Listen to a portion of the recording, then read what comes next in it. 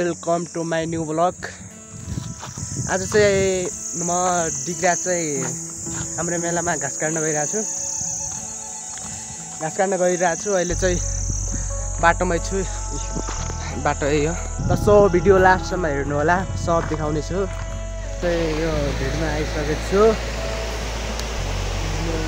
भिड छ अनि जाने बाटो चाहिँ पारी हो। यहाँ चाहिँ खोला छ, खोला छ, यहाँ कुला छ।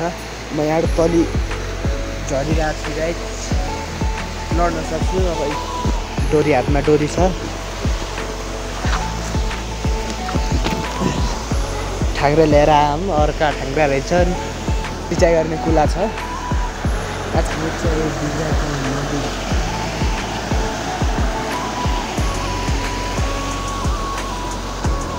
ठाङ्ग्रा काट्न जाने होला सायद। यो बाटो माथिबाट झऱ्या गाइस, हेर्नु माथि कति उकालो छ, सुरै भेट्ला जस्तो छ। अनि जाँदैछ हामी उता।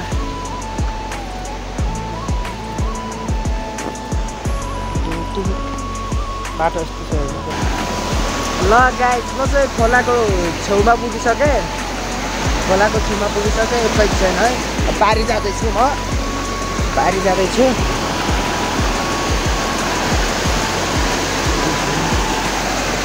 बानी हो।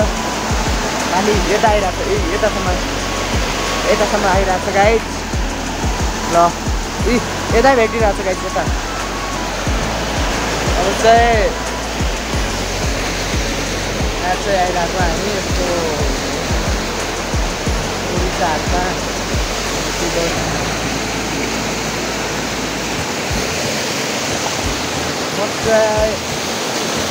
गइरहेको छु। त्यो उकालो चढेर जान्छु होला। सक्नुहुन्छ यहाँको भ्यू।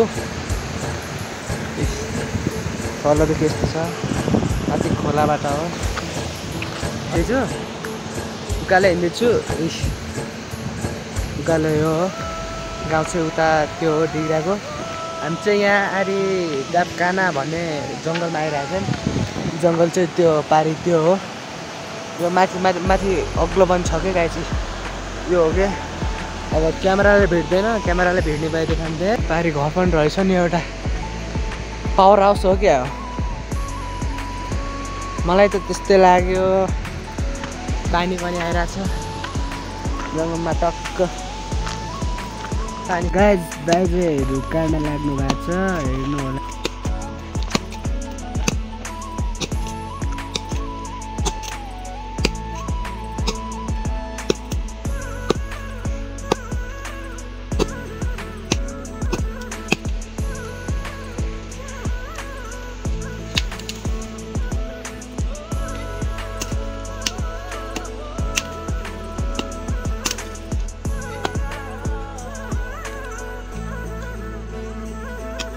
सो हामीले ठ्याङ्ग्रा चाहिँ दामी भेट्दाकै हो। भर्खर घाँस ल्याएँ। घाँस चाहिँ यति ल्याएँ। यो ब्याग हो, त्यहाँ हो रोगाएबाट। यो चाहिँ सञ्जालपाडा हो। घाँस ल्याउन दुःख हुने रहेछ। पहिलोचोटि ल्याएको। पसिना भित्र पनि आएछ, भित्र समेत आएछ। भिजी पुरै भिजी छ।